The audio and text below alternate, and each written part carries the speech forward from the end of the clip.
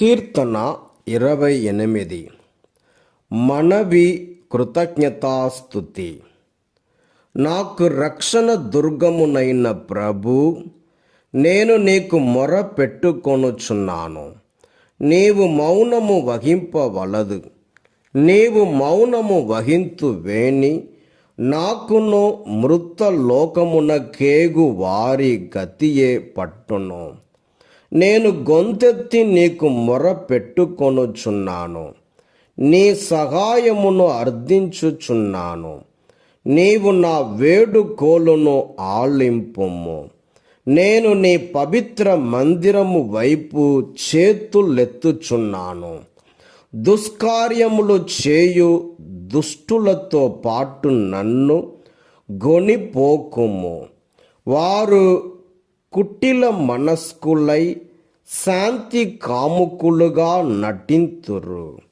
వారు బయటికి చెలిమి ఉట్టిపడునట్లు మాట్లాడుదురు.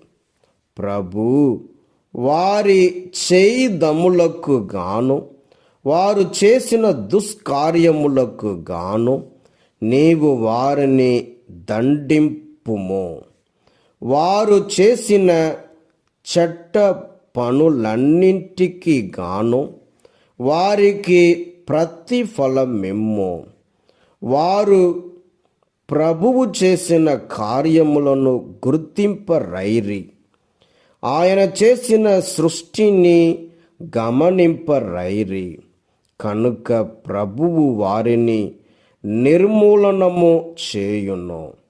ఆయన వారిని మరల వృద్ధిలోనికి తీసుకొని రాడు. ప్రభువు నా ప్రార్థన నాలించెను. ఆయనకు స్తుతి కలుగునుగాక.